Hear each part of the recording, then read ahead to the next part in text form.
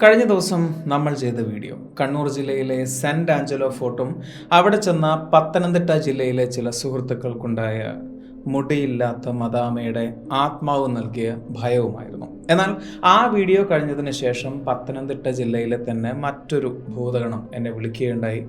അദ്ദേഹത്തിന് പറയാനുള്ളത് ഏതാണ്ട് 7 വർഷത്തോളം പത്തനംതിട്ട, ഇലന്തൂർ, കോഴഞ്ചേരി ഭാഗങ്ങളിലുള്ള മനുഷ്യരെ ഉറങ്ങാൻ സമ്മതിക്കാത്ത ഒരു യക്ഷിയെക്കുറിച്ചായിരുന്നു.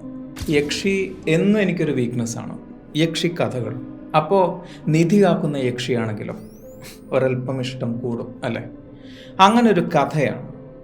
അല്ല, അതിനെ അങ്ങനെ കഥ എന്ന് വിളിക്കാൻ പറ്റുമോ എന്നുള്ളത് എനിക്കറിയില്ല. കാരണം ആ യക്ഷി നിഷ്കരണം ചോരയൂറ്റി കൊന്നെറിഞ്ഞത് 20-ൽ കൂടുതൽ പേരെയാണ് എന്ന് പറയപ്പെടുന്നു. അതിശയോക്തിയല്ല. 2010 മുതൽ 2017 വരെ നീണ്ടു നിൽക്കുന്ന 7 വർഷം. ആ 7 വർഷത്തിൽ ആ പ്രദേശത്തുള്ള പല വീടുകളും അവളുടെ വിഹാര കേന്ദ്രങ്ങളായിരുന്നു. അതിനുള്ള തെളിവുകൾ ഇന്നും മീഡിയ റെക്കോർഡ്സിലുണ്ട്. കാലങ്ങൾക്ക് മുന്നേ മുതൽ തന്നെ ആ ഭാഗങ്ങളിൽ ജീവിക്കുന്ന നാട്ടുകാർക്ക് അറിയാമായിരുന്നു മണ്ണിനടിയിൽ ഒരു കൂറ്റൻ നിധിയുണ്ട് എന്നും അത് കാക്കുന്ന ഒരു യക്ഷിയുണ്ട് എന്നും. സമയമാകുമ്പോൾ ആ നിധി അർഹരായവർക്ക് മുമ്പിലേക്ക് പൊന്തി വരും എന്നാണ് ആ നാട്ടിലൊക്കെ പറഞ്ഞു കേട്ടിട്ടുള്ള കഥ.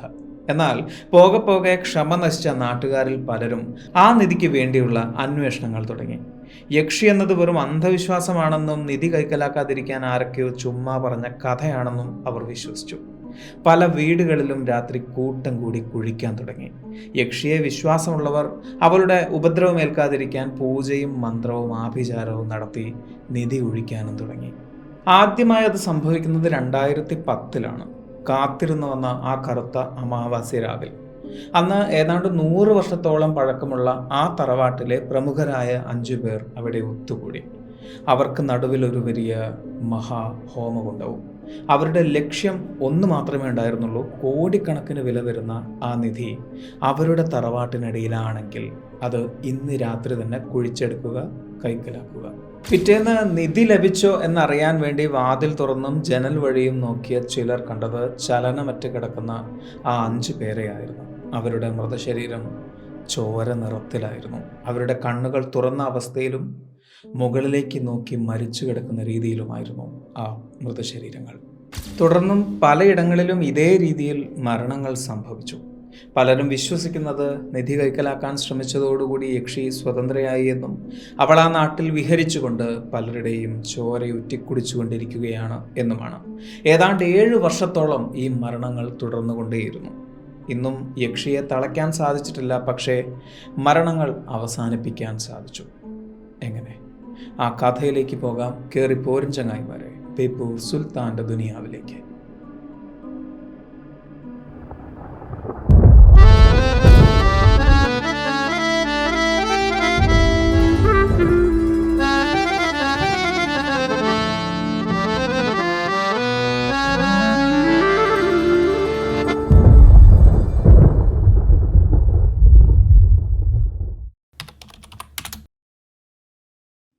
ഒന്ന് ഇരുട്ടി വെളുത്തപ്പോൾ അന്ന് ആ 5 മൃതദേഹങ്ങൾ കടന്ന ആ തറവാട്ടുമുറിയിൽ അന്ന് രാത്രി എന്താണ് സംഭവിച്ചത്?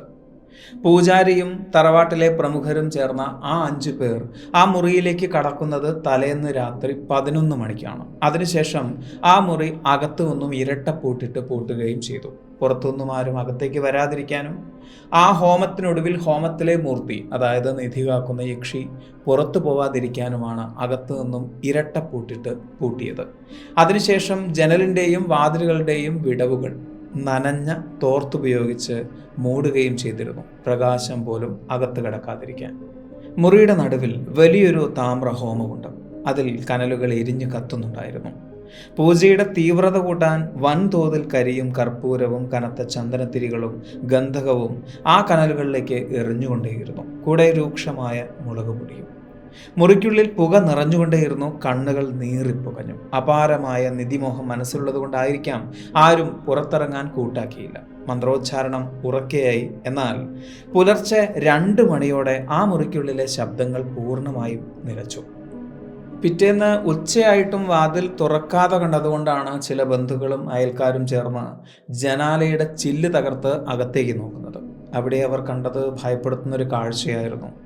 ആ ഹോമകുണ്ഡത്തിന് ചുറ്റും ആ 5 പേരും പല ഭാഗങ്ങളിലേക്കായി ചെരിഞ്ഞു കിടക്കുന്നു. അവരകത്ത് കയറി. അവരുടെ ശരീരത്തിൽ എവിടെയും മുറിവുകളോ രക്തമോ ഒന്നും തന്നെ ഉണ്ടായിരുന്നില്ല. ഒരു ആക്രമണം നടന്നതിൻ്റെ പാടുകളും അവിടെ എങ്ങും ഉണ്ടായിരുന്നില്ല. പക്ഷേ അവരുടെ മുഖത്ത് ഭയം നിഴലിച്ചിരുന്നു.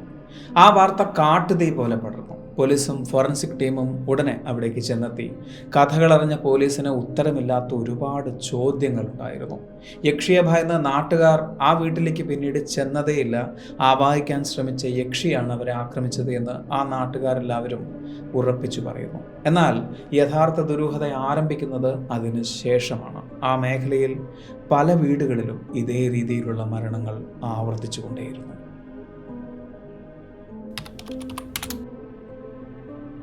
പോലീസ് ഔദ്യോഗികമായി തന്നെ ഇൻവെസ്റ്റിഗേഷൻ ആരംഭിച്ചു. അസ്വാഭാവിക മരണം എന്ന രീതിയിലായിരുന്നു ആ കേസ് രജിസ്റ്റർ ചെയ്തിട്ടുണ്ടായിരുന്നത്. അതുകൊണ്ട് തന്നെ ഒരുപാട് ചോദ്യങ്ങൾ അതേക്കുറിച്ച് പോലീസിന് ഉണ്ടായിരുന്നു. യക്ഷിയാണ് ഈ കൊലപാതകങ്ങൾക്ക് പിന്നിൽ എന്നൊരിക്കലും എഴുതി ചേർക്കാൻ സാധിക്കില്ല. അതുകൊണ്ട് തന്നെ കൃത്യമായൊരു ഉത്തരം കണ്ടെത്തിയേ മതിയാകൂ. അപ്പോഴും പ്രധാനമായി ഒരു ചോദ്യം അവരെ അലട്ടിയിരുന്നു. അകത്തു നിന്നും ആ മുറി പൂട്ടിയിട്ടും എങ്ങനെയാണ് ആ 5 പേരും ഒരേ സമയം ആ രാത്രി മരണപ്പെട്ടത്? വിഷം ഉള്ളിൽ ചെന്നതാണോ എന്നറിയാൻ ആഹാരാവശിഷ്ടങ്ങളും പൂജാസാധനങ്ങളും ഫോറൻസിക് ലാബിലേക്ക് അയച്ചു. എന്നാൽ സയനൈഡോ ആർസനിക്കോ പോലുള്ള യാതൊരുവിധ മാരക വിഷാംശങ്ങളും അതിൽ അടങ്ങിയിട്ടില്ല എന്ന് കണ്ടെത്തുകയും ചെയ്തു. പാമ്പ് കടിയേറ്റതിൻ്റെ പാടുകളില്ല. ശരീരത്തിൽ യാതൊരുവിധ മുറിവുകളുമില്ല. ഏതെങ്കിലും വഴിയിലൂടെ പുറത്തു നിന്നും ഒരാൾ അകത്ത് കടന്നിരിക്കാം എന്ന് ചിന്തിച്ചെങ്കിലും അതിന് തെളിവുകളൊന്നും തന്നെ കണ്ടെത്താനും കഴിഞ്ഞില്ല. ഉത്തരമില്ലാതെ ചുറ്റിയ പോലീസിന് കിട്ടിയ അടുത്ത പണി തുടർന്ന് സംഭവിച്ച നിഗൂഢ മരണങ്ങളായിരുന്നു. തുടർന്നുള്ള വർഷങ്ങൾ പത്തനംതിട്ട, ഇലന്തൂർ, കോഴഞ്ചേരി മേഖലകളിൽ ഇതേ രീതിയിലുള്ള മരണങ്ങൾ തുടർന്നുകൊണ്ടേയിരുന്നു. ഒരേയൊരു സാമ്യം, അവരെല്ലാവരും നിധി അന്വേഷിച്ചിറങ്ങിയവരായിരുന്നു എന്നത് തന്നെയാണ്. നിധി കുഴിച്ചതിൻ്റെയും പൂജകൾ നടന്നതിൻ്റെയും ലക്ഷണങ്ങൾ പോലീസ് കണ്ടെത്തുകയും ചെയ്തിരുന്നു. നിധി അന്വേഷിച്ചിറങ്ങുന്നവരെ യക്ഷി ചോരയൂറ്റിക്കൊടുക്കുകയാണ് എന്ന് ഭയന്ന നാട്ടുകാരുടെ ഭയം ഇരട്ടിയായി മാറുകയായിരുന്നു. രാത്രികാലങ്ങളിൽ പുറത്തിറങ്ങാൻ പോലും ആളുകൾ ഭയപ്പെട്ടതായി പറയുന്നു. ഫോറൻസിക് സർജന്മാരുടെയും കേസ് അന്വേഷിക്കുന്ന ഇൻവെസ്റ്റിഗേഷൻ ഓഫീസേഴ്സിൻ്റെയും ശ്രദ്ധ പോസ്റ്റ്മോർട്ടം ടേബിളിലെ വിചിത്രമായ ചില തെളിവുകളിലേക്കായിരുന്നു. അതായത് മരണപ്പെട്ട ശരീരങ്ങളിലെ രക്തവും ആന്തരിക അവയവങ്ങളും ചെറി റെഡ് നിറത്തിലായിരുന്നു. യക്ഷി ചോരയൂറ്റി കുടിച്ചതാണ് എങ്കിൽ വിളറി വെളുക്കുകയല്ലേ ചെയ്യേണ്ടത്? എങ്ങനെയാണ് ചുവപ്പ് നിറത്തിൽ ശരീരവും ആന്തരിക അവയവങ്ങളും കിടക്കുന്നത്? ദുർമന്ത്രവാദത്തിൻ്റെയോ യക്ഷിയുടെയോ യാതൊരുവിധ അടയാളങ്ങളും ശാസ്ത്രം അംഗീകരിച്ചില്ല. പക്ഷെ മരണപ്പെട്ടവരുടെ മസ്തിഷ്ക കോശങ്ങൾ പരിശോധിച്ചപ്പോൾ മനസ്സിലായത് മരണത്തിന് തൊട്ടു മുമ്പ് അവരുടെ തലച്ചോറിലേക്ക് സെക്കൻഡുകൾ കൊണ്ട് ഓക്സിജൻ എത്താതായി മാറിയിരുന്നു എന്നതാണ്.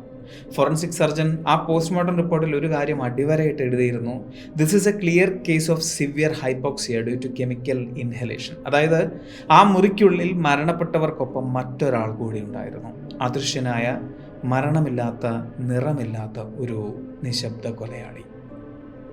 നാട്ടുകാർ ഭയപ്പെട്ടതുപോലെ അത് നിധി കാക്കുന്ന യക്ഷിയായിരുന്നില്ല. ആ കൊലപാതകങ്ങൾക്ക് പിന്നിൽ മറ്റൊരു നിശബ്ദ കൊലയാളിയായിരുന്നു. ആ കൊലയാളിക്ക് ആ മുറിക്കകത്തേക്ക് കടക്കാൻ ആ ഇരട്ടപ്പൂട്ടിട്ട വാതിൽ തുറക്കണം എന്നുണ്ടായിരുന്നില്ല. ആ കൊലയാളി നിങ്ങളുടെ വീട്ടിലുമുണ്ട്. പുറത്തു വരാൻ കൃത്യമായൊരവസരവും കാത്ത്.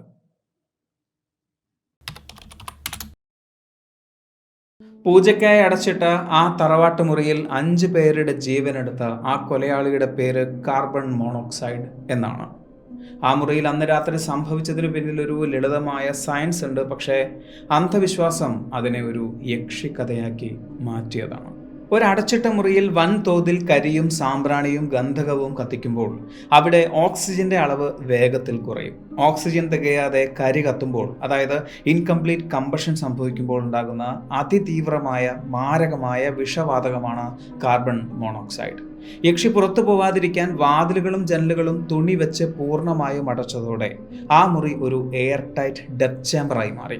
പുറത്തു നിന്നും ശുദ്ധവായു അകത്ത് കടക്കാനോ ഉള്ളിലെ വിഷപ്പുക പുറത്തു പോകാനോ വഴികളില്ലാതെയായി. കാർബൺ മോണോക്സൈഡിന് സൈലന്റ് കില്ലർ എന്നൊരു പേര് കൂടിയുണ്ട്. കാരണം അതിന് നിറം, മണം, രുചി എന്നൊന്നുമില്ല. അതുകൊണ്ട് തന്നെ ഇത് ശ്വസിക്കുന്നവർക്ക് തങ്ങൾ മരണത്തെയാണ് ശ്വസിക്കുന്നത് എന്ന് അറിയുക പോലും ചെയ്യില്ല. കാർബൺ മോണോക്സൈഡിന് മറ്റൊരു പ്രത്യേകത കൂടിയുണ്ട്. അത് ഓക്സിജനേക്കാൾ 200 മടങ്ങ് വേഗതയിൽ നമ്മുടെ രക്തത്തിലെ ഹീമോഗ്ലോബിനുമായി കൂടിച്ചേരും. അതുകൊണ്ട് തന്നെ നമ്മുടെ തലച്ചോറിലേക്കുള്ള ഓക്സിജന്റെ വിതരണം അത് പൂർണ്ണമായി നിർത്തുകയും ചെയ്യും. ഈ ഒരു അവസ്ഥയെയാണ് ഹൈപ്പോക്സിയ എന്ന് വിളിക്കുന്നത്. സ്വാഭാവികമായും ചിന്തിക്കാം, അവർക്ക് ശ്വാസം മുട്ടി തുടങ്ങിയാൽ എന്തുകൊണ്ട് വാതിൽ തുറന്ന് പുറത്തേക്ക് ഇറങ്ങി ഓടിക്കൂടാ എന്ന്. പല വാർത്തകളും നിങ്ങൾ കേട്ട് കാണും. കാറിനുള്ളിൽ AC ഇട്ടിറങ്ങിയവരും റിസോർട്ടിൽ AC ഇട്ടിറങ്ങിയവരും മരണത്തിലേക്ക് വഴുതി വീണതായിട്ടുള്ള വാർത്തകൾ. അവർക്ക് സംഭവിച്ചതും ഇവിടെ യക്ഷി പിടിച്ച് മരണപ്പെട്ടവർക്ക് സംഭവിച്ചതും ഒരേ കാരണം തന്നെയാണ്. കാർബൺ മോണോക്സൈഡ് ശരീരത്തിനുള്ളിലേക്ക് ചെന്നാൽ വിചിത്രമായ ഒരു തളർച്ചയാണ് അനുഭവപ്പെടുക. നിമിഷങ്ങൾക്കകം കടുത്ത തലകറക്കവും പേശികളുടെ തളർച്ചയും സംഭവിക്കും. അപായ സൂചന തലച്ചോറ് തിരിച്ചറിയുമ്പോഴേക്കും എഴുന്നേറ്റ് പോയി വാതിൽ തുറക്കാനുള്ള ശേഷി പോലും ശരീരത്തിനുണ്ടാവില്ല. പൂജ ചെയ്തിരുന്നവർ ആ കസേരയിലും നിലത്തിരുന്നവർ അവിടെ തന്നെ ബോധരഹിതരായി മരിക്കുകയുമായിരുന്നു എന്ന് റിപ്പോർട്ടുകളിൽ കാണാനുള്ള കാരണവും ഇതാണ്. മറ്റൊന്ന് മൃതദേഹങ്ങളുടെ നിറം. ഫോറൻസിക് ടേബിളിൽ സർജന്മാർ കണ്ട ആ ചെറിയ റെഡ് രക്തവും തൊലിയുടെ നിറവുമാണ് കാർബൺ മോണോക്സൈഡ് ശരീരത്തിൽ കലർന്നതിന് ശാസ്ത്രം നൽകുന്ന അന്തിമ തെളിവ്. 2010 മുതൽ 2017 വരെയുള്ള കാലഘട്ടങ്ങളിൽ നിധി തേടിയും ആഭിചാരം നടത്താനും വേണ്ടി അടച്ചിട്ട മുറികളിൽ അശാസ്ത്രീയമായി നടത്തിയ പൂജകളാണ് ഈ മരണങ്ങൾക്ക് കാരണം എന്ന് കണ്ടെത്തി. മനുഷ്യന്റെ ഉള്ളിലെ ഭയം അതിനെ യക്ഷിക്കഥയായി കണ്ടു. ഫോറൻസിക് സർജന്മാരും പോലീസുകാരും ചേർന്ന് അതിനു പിന്നിലുള്ള യഥാർത്ഥ ശാസ്ത്രത്തെ കണ്ടെത്തുകയും ചെയ്തു. സത്യത്തിൽ നിധിയുമില്ല, നിധി കാക്കുന്ന യക്ഷിയുമില്ല. ആകെയുള്ളത് മനുഷ്യൻ്റെ ഉള്ളിലുള്ള അന്ധവിശ്വാസം മാത്രമാണ്. ഇനി മറ്റൊരു കാര്യം കൂടി പറയാം. നിധി തേടിയുള്ള മഹായാഗം മാത്രമല്ല, അടച്ചിട്ട മുറിയിൽ നടത്തുന്ന സാധാരണ ഗണപതി ഹോമം പോലും കാർബൺ മോണോക്സൈഡ് പോലുള്ള ഒരു സൈലന്റ് കില്ലറെ പടർത്താനുള്ള സാഹചര്യം ഉണ്ടാക്കാം. ഇത് കേൾക്കുമ്പോൾ വിശ്വാസവും ഭക്തിയും വ്രണപ്പെടാത്ത ആരെങ്കിലും ഉണ്ടെങ്കിൽ അവർക്ക് മറ്റുള്ളവരിലേക്ക് ഈ വീഡിയോ ഷെയർ ചെയ്യാം വിത്ത് എ ഡിസ്ക്ലൈമർ. ഈ വീഡിയോ അന്ധവിശ്വാസം പടർത്തുന്നില്ല എന്നൊരു ഡിസ്ക്ലൈമർ. ഈ ഒരു വീഡിയോ നിങ്ങൾക്ക് ഇഷ്ടമായി എന്ന് വിചാരിക്കുന്നു. സുൽത്താൻ എപ്പോഴും പറയുന്നത് പോലെ സബ്സ്ക്രൈബുകൾ കൂമ്പാരമാകുമ്പോൾ പരിപാടി ഗംഭീരമാവും. അതുകൊണ്ട് സബ്സ്ക്രൈബ് ചെയ്യുക. അടുത്ത വീഡിയോയ്ക്ക് വേണ്ടി കാത്തിരിക്കുക. അതുവരെ.